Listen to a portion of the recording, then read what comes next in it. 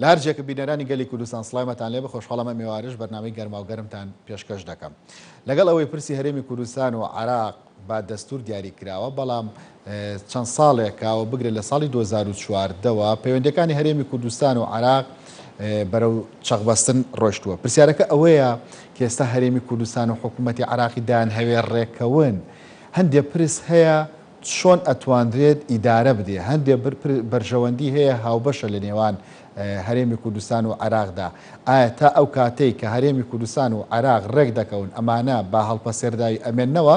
یاخود پێویستیان بەوەیە کە پێکەوە بە هەماهەنگی کاری لەسەر بکەن؟ لە تەوەری یەکەمی گەرما و گەرم گفتوگۆ لەسەر و بابەتە دەکەین. بەڕێز ئازاد جۆڵا وەکو چاودێری سیاسی لە ڕێگەی سکایپ لەگەڵمدایە. بەڕێز ئازاد ئێوارەت باش. با لەوە دەست پێ بکەین لە نێوان هەرێمی کوردستان و حکوومەتی عێراقدا بەرژەوەندێکی هاوبەش هەیە تا ئەو کاتەی کە هەردوو لا ڕێک دەکەون پێکەوە ئیداری بدەن؟ ئەسڵاو لە ئێوە لە بینەرانی خۆشەویست، لە ڕاستیدا پەیوەندی نێوان هەرێم و بەغدا دەستور ڕێکی خستووە دیاری کردووە. ئەو مافانێکەوە هەرێم هەیەی لەسەر بەغدا و ئەو ئەرکانێکەوە لە بەغداشەوە پێویستە لەسەر عێراق جێبەجێ بکرێن، هەردوو لە حقوق و مافی خۆیان لە ڕێگای دەستورەوە دیاری کراوە. ئەم بارودۆخە سیاسی دەتوانین بڵێن زیاتر لە 2014 هاتوتە ئاراوە، وای کردووەکەوە دابڕانێکی زۆر لە نێوان حکوومەتی بەغدا و حکوومەتی هەرێمدا بێتە ئاراوە. ئەمەش لە بەرامبەردا گەلانی عێراق بەگشتی و گەلی کوردستان بە تایبەتی تیایدا زەرەر بوون. ئێستا کاتی ئەوە هاتووەکەوە حکوومەتی هەرێمی کوردستان و حکوومەتی بەغدا دانیشن لەسەر مێزی گفتوگۆ بەجددی قسە لەسەر بابەتە هەڵپەسێردراوەکان بکەن و چارەسەر بۆ ئەم قەیران و گفتانە بدۆزنەوە کە چەندین ساڵە لە نێوان هەرێم و بەغدا دۆزدووە، بە تایبەتی لەم دۆخی ئێستادا کە کۆمەڵە قەیران ڕوو لە ناوچەکە کردووە لە مەسەلەی کۆڕۆناوە. بەدەر لە بابەتی ڕێکەوتن بەڕێز ئازاد جۆڵا بەدیوەکەی تریە، هەنی بەرژەوەندێکی هاوبەشەیە لە نێوان هەرێمی کوردستان و حکوومەتی عێراقیدا کە پێکەوە وان لێ بکە ئیداری قەیرانەکە بدەن، ئیداری بەرژەوەندی هاوبەشەکە بدەن؟ بەڵێ بێگومان بەرژەوەندی هاوبەشە. بەرژەوەندی هاوبەش لەوەدایەکەوە عێراق وڵاتێکی سەقامگیر بێ لە ڕووی ئابووری، لە ڕووی ئەمنی، لە ڕووی سیاسی، ئەوە لە بەرژەوەندی هەموو عێراقیەکانە بە هەرێمی کوردستان و بە بەغداشەوە. و لەلایەکی تر مەسەلەی چاکسازی خواستێکی گشتی شەقام و عێراق و هەرێمی کوردستانیشە. ئەمەش بە هەماهەنگی لە نێوان هەردوو وڵاتدا دەکرێت. بۆ مەسەلەی سەربازی عێراق پێویستی بە گەڕانەوەی هێز هەیە لە عێراق، ئەمەش بە دانیشتن و چارەسەری ئەم کێشەگرفتان دەکرێت لە نێوانی بەغدا و هەرێمدا لە بواری سەربازی. پێشبەرگە لە بیرم نەچێ بەشێکە لە مەنزومەی دیفاعی عێراقی. هەموو ئەوانە و پێشبەرگە و سوپای عێراقی حەشدی شعبی خوێنیان داوە لە پێناوی پاراستنی خاچی عێراق و گەلانی عێراق و لە تیرۆریزم. ئێستا پێویستە ئەم هێزانە ڕێک بخرێنەوە و لەوەشدا ناکۆشی و خلافەیە لە نێوان حکوومەتی بەغدا و هەرێمدا و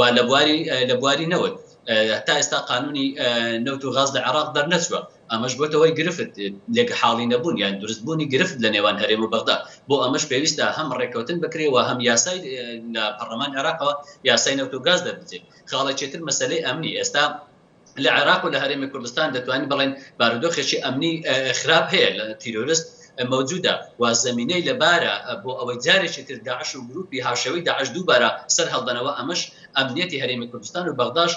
دەشێوێنێ. بۆیە ئەوانە هەموو بەرژەوەندی هاوبەشن. مەسەلەی ئابووریە، مەسەلەی ئەمنیە، مەسەلەی سەربازیە، مەسەلەی سەروەری عێراق بە هەرێمی کوردستانی شەوکەوە ئێستا پێشکراوە لەلایەن وڵاتانی دراوسێەوە و لە ڕووی پەیوەندی سیاسی و دیپلۆماسیەکان لەگەڵ عێراقدا هەموو کاردانەوەی هەیە کاریگەری بەسەر هەرێمی کوردستان شێ و بەسەر عێراقی شەوەیە. بۆیە بەڵێ بەرژەوەندی هاوبەش زۆرن لە نێوان بەغدا و هەرێم، پێویستە ئەمانەش بە ڕێکەوتن و بەدانشتن و گفتوگۆ چارەسەر بکرێت. بەڵێ لە ماوەی چەند ڕۆژی ڕابردوودا هەندێ ئاڵۆزی هەبوو لە ناوچە سنووریەکانی دەروی هەرێمی کوردستان، ئەویش هاتنە پێشەوەی سوپای عێراق بوو. با پرسیارەکە بۆ دیوایە بکەین، ئەم هاتنە پێشەوانە پێویستیان بە ئەوە ئەبێت تا ڕێکەوتنەکە ئیمزا نەکرێ ئەم جوڵانە نەبێت، یاخود ئەمەش وەکو خۆت ئاماژت پێدا دەکرێت وەکو بەرژەوەندی هاوبەشەکە تەماشا بکرێت؟ پێشتر ڕێکەوتن هەبووە لە بواری سەربازی و لە بواری ئەمنی و لە مەسەلەی جوڵەی سەربازی لە هەندێک ناوچە دیاریکە بە تایبەتی ناوچە جێناکۆکان پێشتر ڕێکەوتن هەبووە. ئێستا لە حاڵەتێکی لەم جۆرەدا دەتوانن بەر لەوەیکەوە حکوومەتی هەرێم و حکوومەتی بەغداد لەسەر کۆی پرسەکان بە تایبەتی پرسی سەربازی ئەمنی ئەوانە ڕێک بکەون بەڵام دەکرێت بۆ کاتیش بی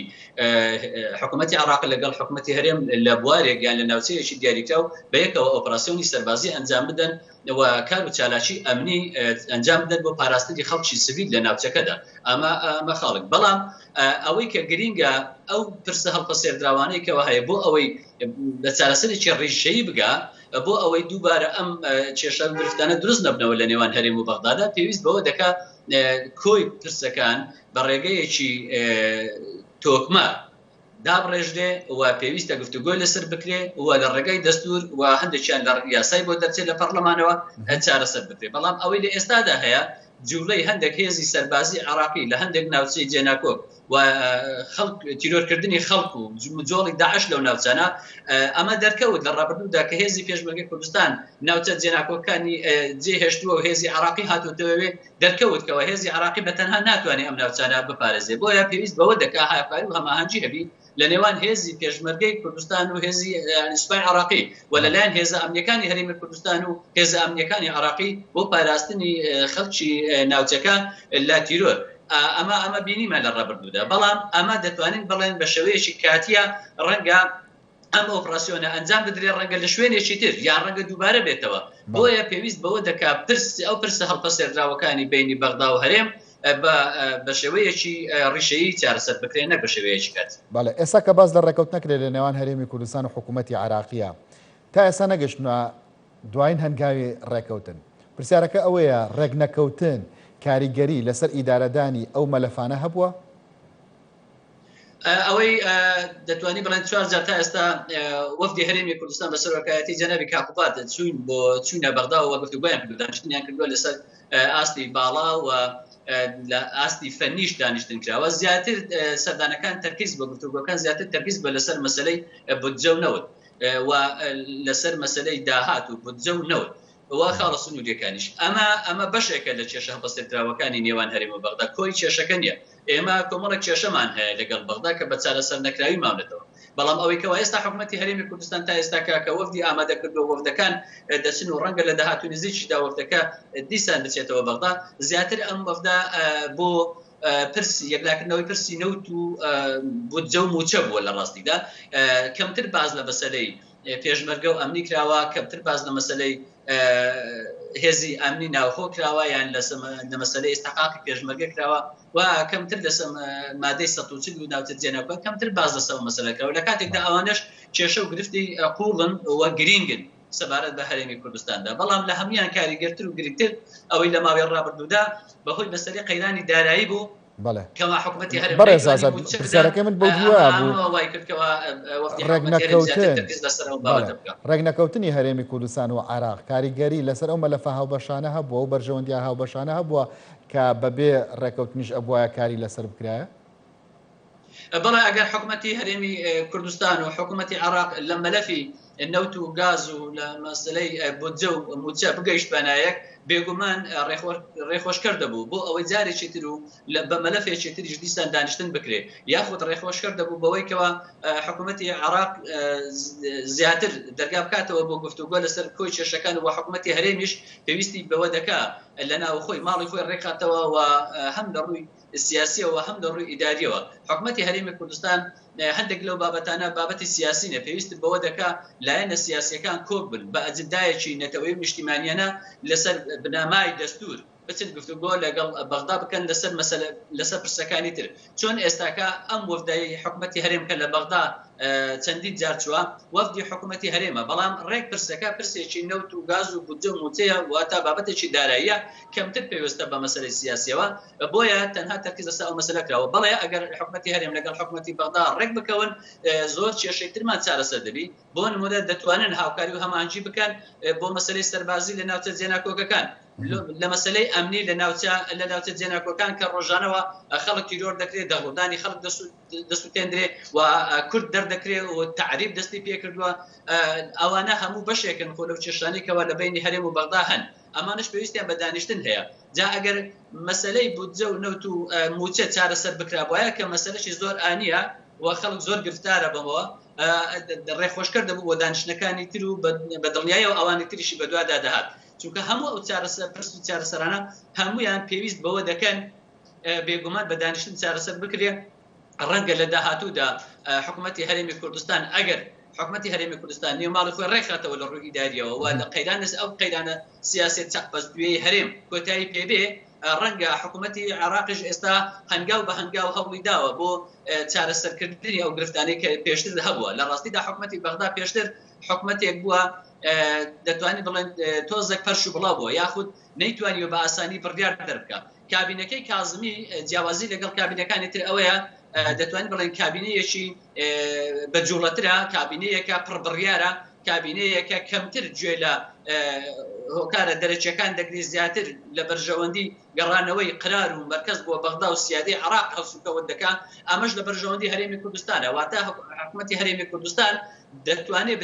لەگە دەوڵەت دانیشێ و ڕێکەوتن لەگە دەوڵەت بکات ئەمە گرینگە هەمان ئەو کێشەیەش بۆ حکوومەتی بەغداش ڕاستە حکوومەتی بەغدا پێویستە بێ لەگە حکوومەتی هەرێمی کوردستان حکوومەتێکی موحد حکوومەتێکی یەکڕیز حکوومەتێکی بەهێز قسە بکە و ڕێکەوتن بکە ئەوە ئەم بارودۆخی ئێستا هەیە لە هەرێمی کوردستان بەداخەوە بارودۆخێکە بەڕاستی شیاو نییە بۆ گفتوگۆیەکی یەکجارەکی هەر بارودۆخی هەرێمی کوردستان کە شیاو نییە مەبەست لە چییە؟ مەبەستم لەوەیە تا ئێستا نێوانی حزب و لایەنەکانی هەرێمی کوردستان بە تایبەتی پارتی دیموکرات کوردستان و یەشێتی نیشتیمانی کوردستان کە دوو لایەنە سەرچین لە پێکەنانی حکوومەتدا تەنانەت ئەم دوو لایەنە لە ڕووی سیاسیەوە نەیانتوانیوە حەوت مانگ زیاتر نایانتوانیوە کۆبنەوەیکی هاوبەشی سیاسی نێوان هەردوو لایەن بکەن کابش کاریگەری هەیە لەسەر کاریگەری دەبێت لەسەر ئادای حکوومەت کە حکوومەت دەچێت مفاوەزات دەکات لەگەڵ بەغدا یاخود بەغدا بێوێ گفتوگۆ لەگەڵ حکوومەتی هەرێمی کوردستان بکات ئەم نەشیاوەی کە بۆ هەرێمی کوردستان بەکارەتێنا ئەم نەشیاوەی کە بۆ هەرێمی کوردستان بەکارەتێنا دەتوانرێت بۆ عێراقیش یا بۆ حیزبە سیاسەکانی عێراقیش بەکاربهێنرێت یاخود ئەمەی کە خۆت ناودنا هەر لە هەرێمی کوردستان هەیە ببوورە تێنەگەیشتم لە پرسیارەکەت مەبەستمەوەیە ئەم نەشیاوەی کە بۆ حیزبە سیاسەکان لە هەرێمی کوردستان بەکارەتێنا لە عێراقیشدا کرێ بەکاربهێنرێت حیزبە سیاسەکانیش لە عێراق بەو جۆرەن یانوانی ئەوان بەڵێ باسم کرد لە ڕاستیدا پێشتر حکوومەتی عێراقی دەتوانین بڵێن جورئەتی بڕیاری نەبوو یاخود زۆر جار ڕێکەوتن دەکرا حکوومەتی عێراق ئیتیزامی بە ڕێکەوتنەکان نەدەکرد یان پەشیمان دەبووە لە ژێر فشاری شەقام یان لە ژێر فشاری هەندێک لایەنی سیاسی یان لە ژێر فشاری فراکسیۆنە جیاوازەکانی ناو ئەنجومەنی و نوێنەراندا حکوومەتی بەغداش حکوومەتێکی تۆکمەنیە حکوومەتێکی یەک بڕیار و یەکدەست نییە حکوومەتێکی ئیتلافیە پێکاتوە لە چەندین لایەن و گروپی سیاسی ئەجندای جیاواز و پێکاتی جیاواز ئاینی جیاواز و مەذهبی جیاواز هەموو ئەوانە ئەجندای جیاوازیان و تێڕوانین جیاوازیان هەیە سەبارەت بە هەرێمی کوردستان و مافی گەلی کورد لە هەرێمی کوردستاندا و هەندێک لەوانە تا ئێستا دان بە مەسەلەی فیدرالیش دانانێ لە کاتێکدا هەرێمی کوردستان لە دەستوردا چەسپاوە کە هەرێمێکی فیدرالیە ئەمە مافێکی دەستوری هەرێمی کوردستانە لەگەڵ ئەوەشدا ئێستا بەشێک لەلایەنە شیعەکان و تەنانەت هەندێک لە سونەکانیش بە پاڵپشتی هێزی ئیقلیمی ڕەنگە ئەم مافە بە زۆر بزان و لەگەڵی نەبن کێشە دروستکەن بۆیە هەمان ئەو کێشەش بۆ لە حکوومەتی عێراقیدا هەیە یعنی گفتوگۆ ڕێکەوتن لەگەڵ حکوومەتی عێراقیش کارێکی ئاسان نییە چونکە حکوومەتەکە حکوومەتێکی موحد نییە لە بڕیار یەک ڕیز نییە لە بڕیار دەتوانین بڕێن ئەو کابینەی کازمی هەندێک بە جۆرێک لە جۆرەکان جیاوازی هەیە دەتوانین بڵێن دەیەوێ مرکزیت بۆ دەسەڵات بجێتەوە یان هەندێک زۆر باشە بەڕێز ئازاد باس لە ئیدارە هاوبەشەکە بکەینەوە باز لە ئیدارەدانی بەرژەوەندی هاوبەشەکان بکەینەوە ئەگەر دۆخەکە لە عێراق و هەرێمی کوردستان بەم شێوەیە مایە و ڕێکەوتن ئیمزا نەکرا ئەو مەلەفانەی کە بەرژەوەندی هاوبەشیان تێدایە ڕوبەڕووی مەترسی ئەبنەوە بەڵێ بێگومان ئەم ئێستا بۆ خۆی عێراق بەگشتی مەترسی لەسەرە بە تایبەتی هەرێمی کوردستان مەترسی جددی لەسەرە ئێمە دەبینین ئەو هێرش و پەلامارانەی هێرشی داگیرکاری یعنی لەلایەن تورکیاوە و وڵاتانی تریش ئەمانە هەموو مەترسین بۆ سەر هەرێمی کوردستان بۆ سەر ئەمنیەتی بۆ سەر خاکەکەی بۆ سەر تەوکەی بۆ سەر ئەزمونەکەی ئەمە لەلایەکی تریش نەک هەر لە وڵاتانی ئیقلیمی تەنانەت لەناو عێراقیشدا ڕویایەکی وا هەیە بۆ چوونێکی وا هەیەکەوە لەگەڵ ئەوەیە ئەم ئەزمونەی هەرێمی کوردستان لەبار بەرێ و لەگەڵ برسیکردنی خەڵکی هەرێمی کوردستانە لەگەڵ دووبارە تعریفکردنەوەی ناوچەکانە و لەگەڵ دەرکردنی جوتیاران و سوتانی زەوی و زارەکانیانە و لەگەڵ ئەلانبڕینیتی و لەگەڵ تەدەخولە مەبینیمە لەو ڕۆژانەی دوایی ینی هێزی عێراقی جولای و بە ئاڕاستی هەرێمی کوردستان ویان دەسەڵاتی پێشمەرگە ئەمانە هەموو خۆ مەترسین بە بێگومان ئەگەر ڕێکەوتن نەکرێ لە بەرژەوەندی کوردستان نییە. هەرێمی کوردستان لە حاڵەتێکدایە باشترین فرسەت بۆ هەرێمی کوردستان ئەوەیە لەگەڵ حکوومەتی بەغدا ڕێک بکەوێ لە چوارچێوەی دەستور. زۆر باشە بەڕێز ئازاد، ئەگەر ڕێکەوتن بکرێت ئەگەر ڕێکەوتن بکرێ ئەو مەترسیانە نامێنن؟ ڕێکەوتن خۆتۆ جگە لە ڕێکەوتن هیچ ئۆپشنێکی تر لە بەردەست نییە. ئەگەر ڕێک ناکەوی واتە دەبی شەڕ بکەی. شەڕ ئێمە بینیمان، یعنی کورد ئەمڕۆ ئامادە نییە بۆ شەڕ. شەڕ لە بەرژەوەندی کورد نییە و ناوچەکە پێویستی نە خەڵک دەوێت و نە حکوومەتی هەرێمی کوردستانیش دەوێت و لە بەرژەوەندی هەرێمی کوردستانیش نییە حاڵەتی شەڕ. ئەوەی ئێستا حکوومەتی هەرێمی کوردستان و گەلی کوردستان دەتوانێت دەستی پێوە بگرێت، پێداگری لەسەر بکات، تەنها مافە دەستوریەکانیتی لە چوارچێوەی دەستوری عێراقدا بچی گفتوگۆ بکات لەگەڵ عێراق و پێداگری لەسەر مافە دەستوریەکانی بکات، تەنانەت بۆ پاراستنی سەروەری خاشی هەرێمی کوردستانیش لە چوارچێوەی دەوڵەتی عێراقدا پێویستە هەرێمی کوردستان لە ڕێگای دەستورەوە پەنا بۆ عێراق ببا، بۆ کۆمەلگای نێودەوڵەتی ببا بۆ پاراستنی سەروەری خاچی هەرێمی کوردستان کە بەشێکە لە عێراق. چونکە ئەوەتە بینیمان هەرێمی کوردستان ناتوانێت پێش با لەشکرچێشی تورکیا بگرێت، ناتوانێت پێش بە تۆبارانەکانی ئێران بگرێت، ناتوانێت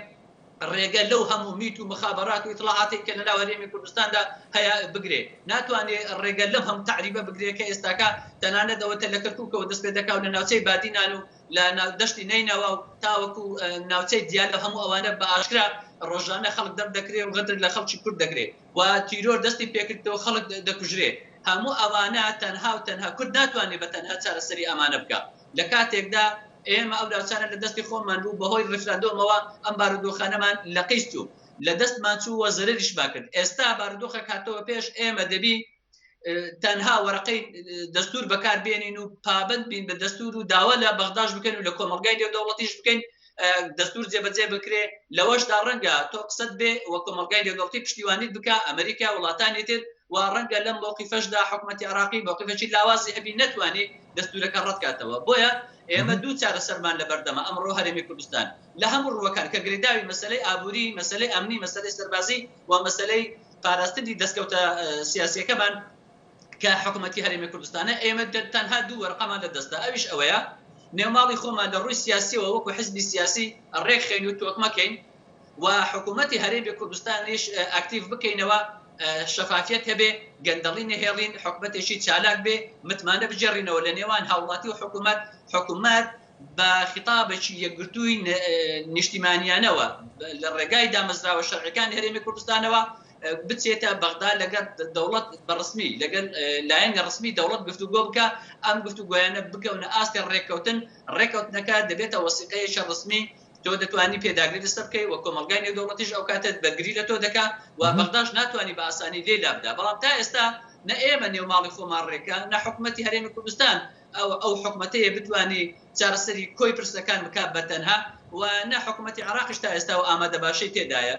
لە هەمان کاتیشدا کۆمەڵە قەیرانی تر هەن. بۆیە پێویست دەکات هەرێمی کوردستان بە زووترین کات نێوماڵی خۆی ڕێکخاتەوە لە ڕووی سیاسی و لە ڕووی ئیداریەوە و لە ڕووی پەیوەندی نێوان حیزب لایەنە سیاسیەکان و ئاشتبوونەوە بکە بەکارێک بکە ئاشتبوونەوە متمانە بجێڕتەوە لە نێوان دەسەڵات و هاوڵاتی ئەنجا بتوانێت وەکو وەفدێکی بەهێز و متمانەوە بچێت لەگەڵ بەغدا دانیشتن بکات. بەڕێز ئازاد جۆڵا چاودێری سیاسی سوپاس کە لە تەوەریەکەمی گەرما و گەرم لەگەڵماندا بووی. ناوبڕێکی کورد وەرەگرم و دەگەڕێم وڵاتە.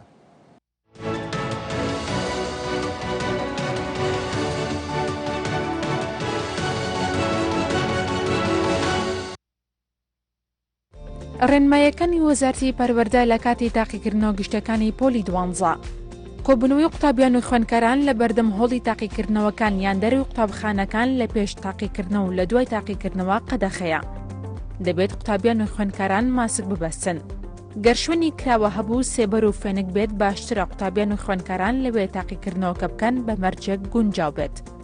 هۆڵەکان دەبێت پەنجەرەکانیان کراوە بێت و ڕەچاوی هەوا گۆڕکە بکرێت. تەختەی دانیشتن ڕەحلەی قوتابیان و خوێندکاران نێوانیان لە مەترێک زیاتر بێت. دەبێ ئیستەمپاکی پەنجەمۆری پێدەکەن بە مادەی معەقەم تاقیم بکرێت. پێویستە قوتابیان و خوێندکاران پێش پەنجەمۆر دەستیان تاقیم بکەن. پێویستە ڕۆژانە ئیستەمپاکە بگۆڕێت. تیمی تەندروستی لە هەموو بنکەکانی تاقیکردنەوە هۆشداری تەندروستی بە قوتابیان و خوێندکاران ئەدەن بەپێی پێویست. نابێ قوتابیان و خوێندکاران بە کۆمەڵ لە ناو یەک پاس یا تەکسی بن.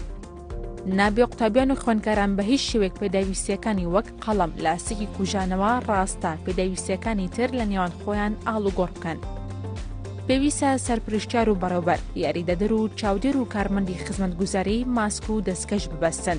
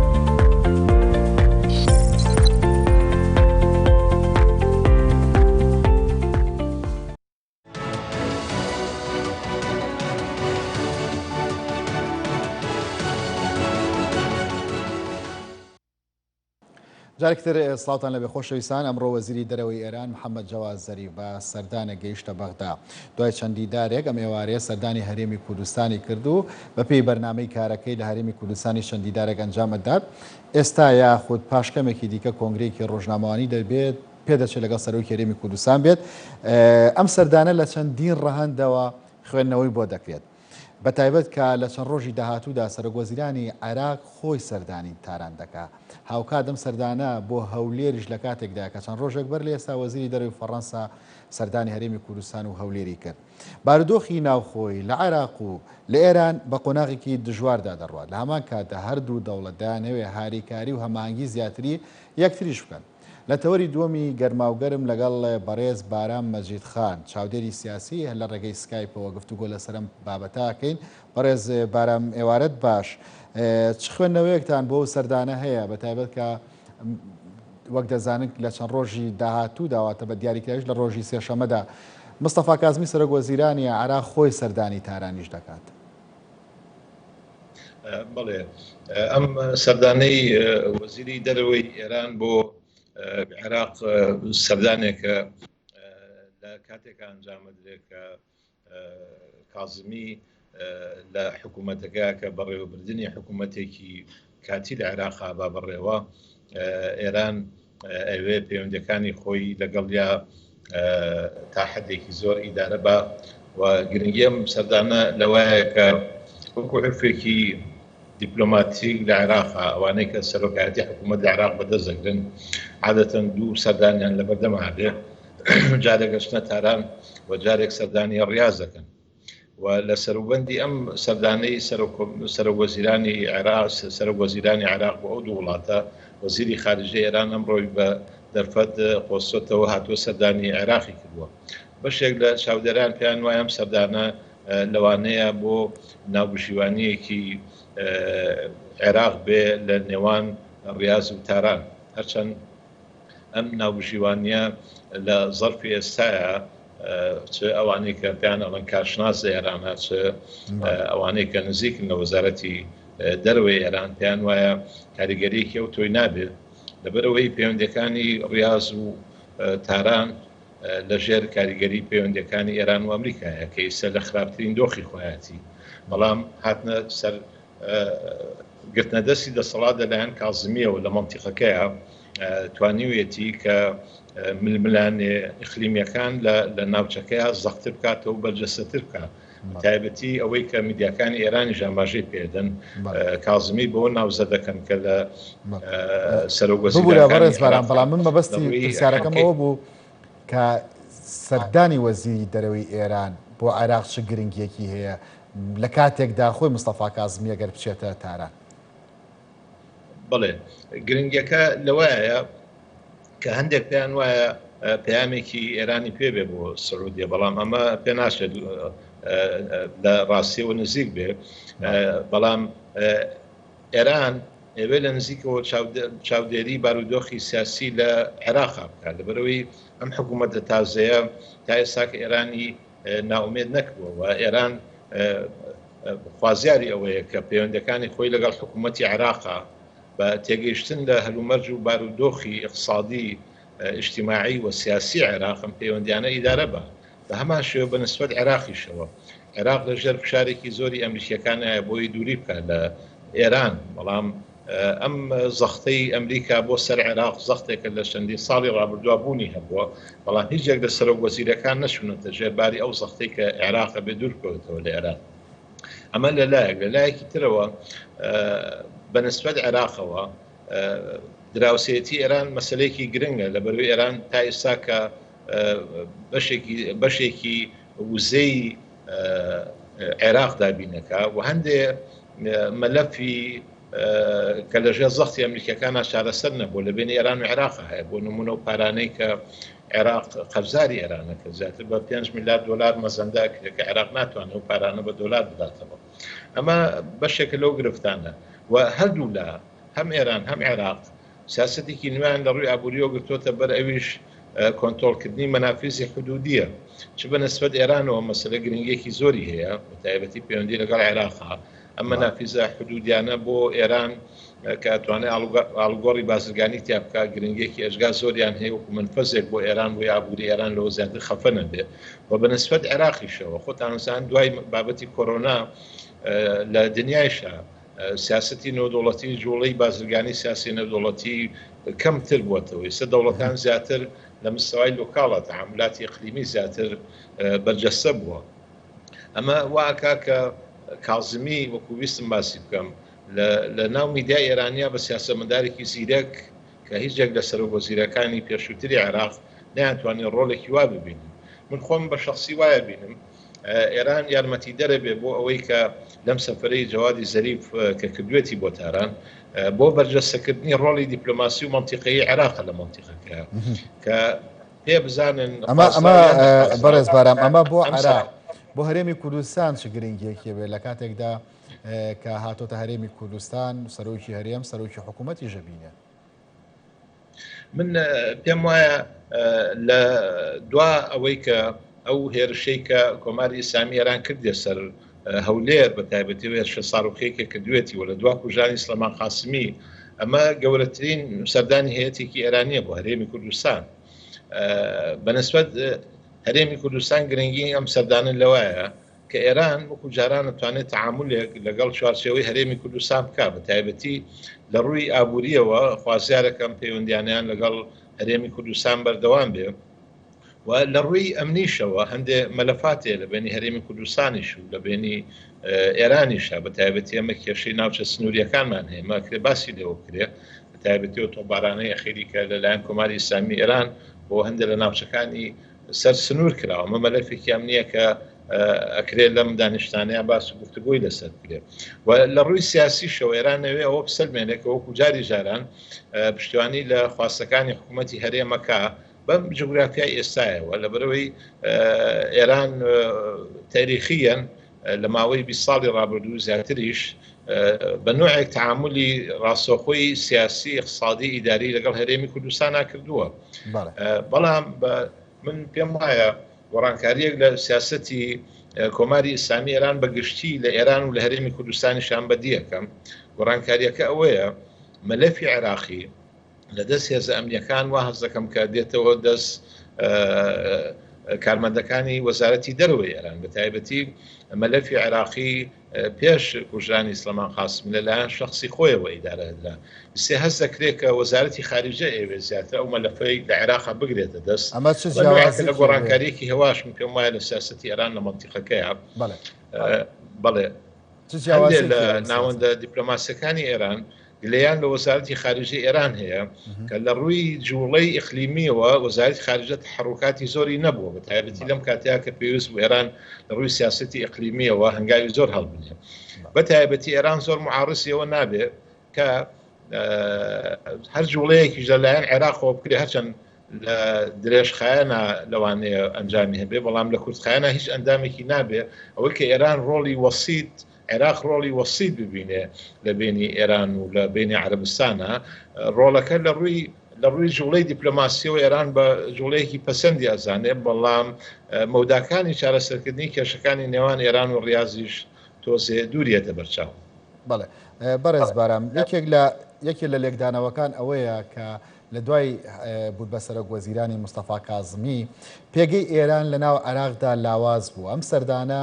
وا لێک دەدرێتەوە کە بەشێکی گرنگی ئەوە بێت کە پارسەنگ بداتەوە بە هێزی ئێرانەکان. پرسیارەکە ئەوەیە ئەم سەردانە ئەتوانێت و پارسەنگە دروست بکاتەوە. ئایا هەر بەجددی دەکرێت قسە لەسەر لاوازبوونی پێگەی ئێران بکرێت لە عێراقدا؟ من پێم وانییە پێگەی ئێران لە عێراقا لاواز بوو بێت لە بەروێ گەر سەیری پێگەی ئێران بکەیت لە عێراقا پێگەکە هەم مەسەبیە هەم نوعاً ما پشتیوانیکردنە لە هەندێک لە میلیشاکان لە عێراقا و میلیشانە وەکو ئەوەی کە بڵێ لاواز بوو بێ لاواز نەبوون و هەم پەیوەندیەکی تاریخی جوگرافیە لە ڕۆڵی عێراق لە مەنتیقەکە. ئێران نفوزی خۆی لە عێراق هەر هەیە بەڵام ئێمە توانین تعبیرەکە وا بکەین کە ئەکرێ گۆڕانکاریە لە سیاسەتی ئێران بەرامبەر بە عێراق هاتبێتە دی. لەبەرەوەی من پێم وایە گۆڕانکاریە دێتە دی لەبەرەوەی ئێستا هەردوو میلەتی عێرانیش و عێراقی بە هەردوو حکوومەتەکانیانیشەوە لە دوا ڤایرۆس کۆرۆنا هەردوو وڵات هیلاکن، هەردوو وڵات کێشەی اقتصادی قورسیان هەیە، هەردوو وڵات بە تەنها بە پەیوەندی ئاڵوگۆڕی بازرگانی لە بین ئەم دوو وڵاتیان کێشەکانیان چارەسەر ناکرێت. ئەمە پێویستە لێک تێگەیشتنێکە بێ بەنسبەت ئێرانەوە بۆ عێراق کە عێراقیەکان ئەتوانن لەمەولا دەستکراوەتر بن لە پەیوەندیەکانیان لەگەڵ ئەمریکا بە تایبەتیەوەی کە ئەمریکیەکان یانەوێت عێراقیەکان یانەوێت سوود لە توانە ئابوووریەکانی ئەمریکا وەرگرن بۆ دووبارە بنیادنانەوەی ئابووری عێراق و لە هەمان کاتە عێراقیش ئەوێت ئەو شتە تەفەهوم بکە کە ئەمریکیەکان پەیوەندی خۆیان لەگەڵ ئێرانە کە لە ڕێگەی عێراقەوە ئەکرێ تۆز ئاسانکاریان کردووە بۆ حکوومەتی عێراق بۆ ئەوەی کە هەندێک ئاڵوگۆڕی مەسلەی دەرمان، مەسلەی فرۆشتنی نەوت، مەسلەی کارەبا، مەسلەی خاص ئەمانە هەندێک ئیسtisnaعاتیان بە حکوومەتی عێراق کردووە بۆی عێراقیش نەکەوێتە چوارچێوەیەکەوە کە لە ڕووی مەنتیقیەوە نەتوانێت ڕۆڵێکی گەورە ببینێ. بەس ئەوەی کە گرنگە من پێم وایە حکوومەتی کازمی ئەوێ ئیدارەی ئەم پارادۆکسە بکە، ئەوێ ئیدارەی ئەو زەختە ئێرانی ئەمریکا لەسەر خۆی بکە و بە شێوازی بیشکێنێتەوە هەم دڵی ئەمریکیەکان ڕازی بکە و هەم دڵی ئێرانیەکان ڕازی بکە بۆ ئەوەی بتوانێت ڕوخساری دیپلۆماسی ئەم حکوومەتە تازی عێراق ڕوخسارێکی بەهێز دەرکەوێت لە مەنتیقەکەیە وەکو لە ڕووی ئەسکەریەوە بەهێز دەرەکەوێت وەکو لە ڕووی ژاهاتانی لە سیاسەتی ناوخۆیی کا بەهێز دەرەکەوێت. بەڕێز بارام پرسیارێکی کلاسیکی لەسەر ئەو بابەتە هەنی دەڵێن یاخود دەوتێ و لێکدانەکان بۆ ئاڕاستەیە لەوەتەی مستەفا کازمی بۆتە سەرۆک وەزیران پشتیوانێکی زۆر بەهێزی ئەمریکای هەیە لە هەمان کاتدا لێدانی لە هەندێک گروپی حەشدی شعبی وای کردووە پێگەی ئێران لە عێراقدا ینی بەرەو کاڵبوونەوە و کەمبوونەوەش بڕوات. بۆ پرسیارەی جنابەت ئەمڕۆ لە یەکێ لە پسپۆرەکانی وەزارەتی خارجی ئەمڕۆ ئێران کرابوو لە سایتی ئێرانی دیپلۆماسی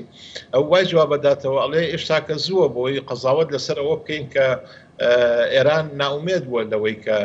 عێراق بەنیازی پەلاماردان و لاوازکردنی هێزەکانی حەشتی شعبیە. لە هەمان کاتاوان پێیان وایە جوڵەیەک لە ناو حکوومەتی عێراقی شەیە بۆ کۆنتڕۆڵکردنی تحرکاتی ئەمریکیەکان لە مەنتیقەکەیە. ینی لەبەرەوەی ئەتفاقی کە لە 2020 ئەم ساڵە بۆ ڕێکەوتنی نێوان ئەمریکا و عێراقەیە لەو چوارچێوە مفاوزاتانە کە عێراقی لەگەڵ ئەمریکیەکانی شێتی عێراقیەکانیانەوە زەختێکی ئەژگار زۆر لە ئەمریکیەکان بکەن بۆ ئەوەی کە معسکراتیان لە عێراقا کەم بکەنەوە بۆ ئەوەی کە حزوری عسکەری ئەمریکیەکان لە عێراقا وەکو ئیتفاقی ساڵی 2010 و 2013 و ئەوانە نەبێت. لە هەمان کاتە هەم کۆنتڕۆڵکردنی عێراق کازمی ئەوێ لەبەرەوەی حکوومەتێکی کاتی بەڕێبای و ئیدارەیە مەلەفە بکە ئەوێ عێراق لەم قەیرانە بەرەو ئینتیخاباتێ بەرێوە وچەی خۆشی تایە وچەیەکی بەهێز دەرکەوێت. لەبەرەوەی هەردوو ئاراستەکە ڕاستە، هەردوو زەختەکەیش ڕاستە و هەردوو کۆنتڕۆڵکردنەکەیش ڕاستە و تا ئێستا کەوا دەرەکەوێت کە کازمی ئەتوانێت بە شێوەیەکی باش ئیدارەی ئەمە لەفە قورسە سیاسیە لە عێراقا بدا ئەوش پێکدادانی هەژمونی ئێران و ئەمریکای لە عێراق بە ئامانجی گەڕانەوەی سەروەری و سیادە بۆ عێراق و بە ئامانجی ئەوەی کە عێراق توانێ جارێکی تر ڕۆڵێکی لە مەنتیقەکە هەبێ بە حکمەوەی موقعی عێراق لە ڕووی جیۆسیاسی و جیۆ ئستراتیژیک موقعێکی گرنگە لە هەمان کاتە دراوسەی ئێرانە لە هەمان کاتشا دراوسەی سعودیەیە ئەتوانێت سوود لە ئیمکانیاتی هەردوو وڵات وەرگرێت چ لە ڕووی اقتصادی چ لە ڕووی سیاسی و چ لە ڕووی ڕێخستنی سیاسەتی دراوسێتی خۆی لەگەڵ وڵاتانی دەروبەری خۆی. بەڵێ ململانەی ئێران و ئەمریکا لە ناو عێراقدا بەتاوەتی عێراقیەکانی هیلاک کردووە مەبەستەکەی من زیاتر ئەوە بوو کە بەچوونە دەرەوەیەکێکیان لە عێراق یاخود بەلاوازبوونی هەر کامێکیان بێ جۆرێک لە ئیسراحەت ئەدرێتەوە بە عێراقیەکان و دەرونی عێراقیەکان مرتاحترە بێ. هەنی کەواتە ئێستا هیچ مەترسیەک لەسەر پێگەی ئێران و ئەمریکا نییە و بەتایبەت ئێرانیەکان. ئەمە لە ڕووی تیۆری ئەخلاقیەوە شتێکی ڕاستە کە عێراقیەکان ماندوون وەکو ئێرانیەکانیش ماندوون وەکو هەموو مەنتیقەکە ماندوو وەکو ئێمەی کوردیش ماندووین لە مەنتیقەکەیە. لە ڕووی ئەخلاقیەوە مە شتێکی ڕاستە بەڵام لە ڕووی عەمەلیەوە ئەم شتە بەم زوانە ڕوونادات لەبەرەوەی عێراق پێویستی بە پاراستنی بەڵانسی خۆی هەیە لە سیاسەتی مەنتیقەیە لەبەرەوەی سێ یاریکەرەکان لە سیاسەت لە ڕۆژهەڵاتی ناوەڕاستە ئێرانە تورکیای سعودیە و زایدەن ئەمریکیەکان تازە سین و ڕووسەکانیش خەریکن دێنە ناو معادلەکەەوە. ململانەی هەرێمایەتی لە مەنتیقەکە زەق بۆتەوە ڕاستە و ململانەکەیش ئەبێ عێراق بتوانێت لەو ململانێ هەرێمایەتی کە لە ڕۆژهەڵاتی ناوەڕاستایە خۆی پارێزێ بۆ بڕێ عێراق یەکەم کێشەی ئابووری هەیە. عێراق 138 میلیارد دلار پارە خەرزارە لە 2020 ئەمە ئەم ڕێژە خەرزانەی عێراق ڕێژەیەکی زۆر ترسناکە. دووەم لە ڕووی پێگەی ئەم حکوومەتەوە ئەم حکوومەتە پێگەکەی حکوومەتێکی کاتیە پێویستی بە ئیدارەدانێکی دقیق و منەظەم هەیە بۆی تەوازوناتی سیاسی لە ناو حکوومەتی عێراقا خۆی نەڕووخێ لە بەرەوەیەگەر لە تەوەجوهاتی ئێرانی لە ناو حکوومەت بدرێ ئەمە لە ڕووی سیاستی ناوخۆ پێگەی سیاسی حکوومەت لاوازەکە و بەرەوەڕاستی لێک هەڵترازانێ بە لە ڕووی سیاساتی ئیجتیماعیشەوە عێراق ئەمڕۆ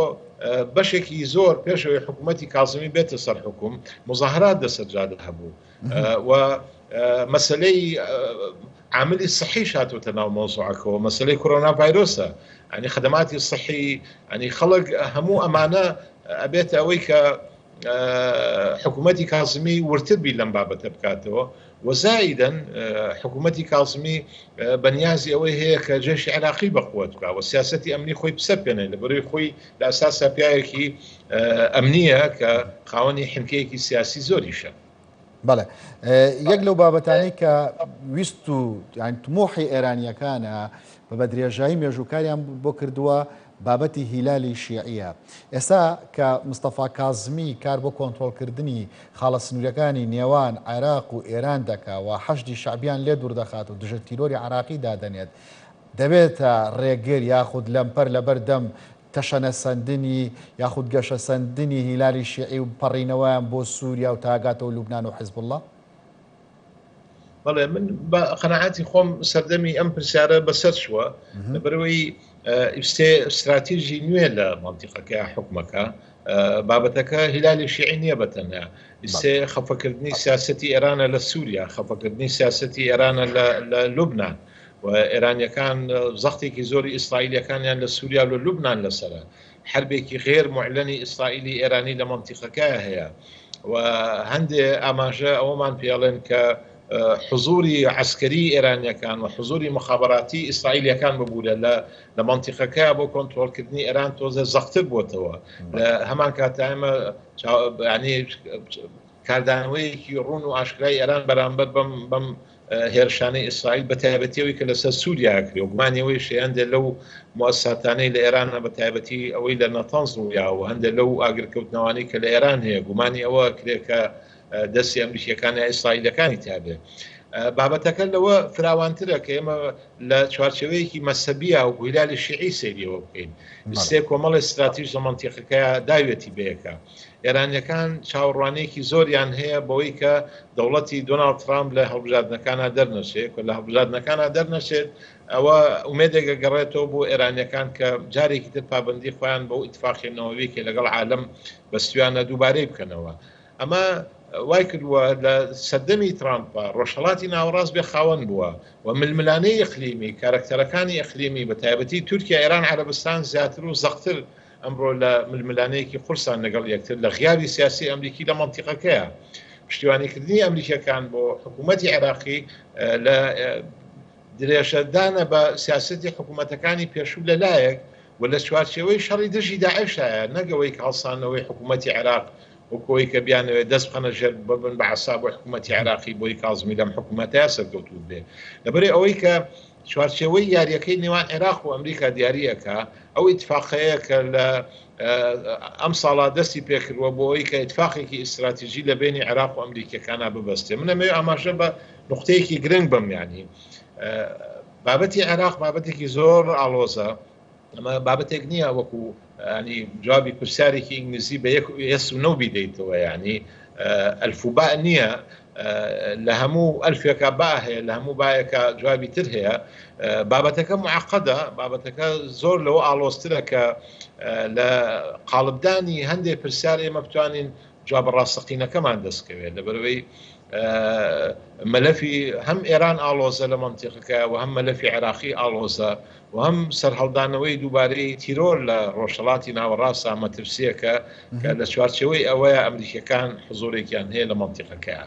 و ئێمە عاملی مەسلەی دەوڵەتی تورکیاشمان هەیە لە مەنتیقەکەیە ئەمە کە کەمتر ئاماژەمان پێدا بەڕێز بارام ئێران لە ماوەی ڕابردوودا لە وەک کاردانەوەیەک لە بەرامبەر کوشتنی قاسم سولەیمانی پشتیوانیەکی ناڕاستە خۆی لەو بڕیاری پەرلەمانی خۆنجومەنی نوێنەرانی عێراق کرد بۆ دەرکردنی هێزە بیانیەکان و بیانوەکەش زیاتر بۆ ئاڕاستەکەش بڵین بۆ ئەمریکیەکان بوو لە بەرامبەر ئەمەدا گروپێک پشتیوانیان نەکردووە لە ناویاندا کوردی تایە ئەنێمە بۆ کورد وەکو بابەتێکی ئاسایی لە ئەجەندای ئێرانیا تەماشا دەکرێت یاخود بابەتێکی مەترسیە بێت من پێم وایە یەکێ لە نقطە جۆهریەکانی سیاست دەروی ئێران بەنسبەت ڕۆژهەڵاتی ناوەڕاستەوە ئەوەیە کە هەموو هێزە بێگانەکانە بێن ناوچەکە چۆڵ بکەن ئەمە بنەمایەکی سەرەکیە لە سیاسی خارجی ئێرانیە و پشتیوانی هەر نوع حرەکەیەکیان لە عێراقا کردووە چ لەسەر مستەوای پەرلەمانی بێ چ لەسەر مستەوای دەروی موسساتی حکوومەتی عێراقیش بێت کە ئەو هێزانە نابێت لە عێراقا بێنێتەوە ئەوەی پەیوەندی بە مەسلەی کوردستانەوە هەیە و ڕەتفعل بەرامبەر بە سیاسەتی ئێرانی ئەمریکی نەبووە هەرێمی کوردستان کەوتە دۆخێکەوە کە مەترسی هەبوو لەسەرەوەی کە لە عێراقا وەکو هێزێکی بێپشتیوان بمێنێتەوە لەبەرەوەی دەرەنجامەکانی مەسلەی ڕێفراندۆمیش لەسەر ئێمە کاریگەریەکی نەرێنیان کردە سەر سیاسەتی ئەم وڵاتانی ئەقلیم بەرامبەر بە هەرێمی کوردستان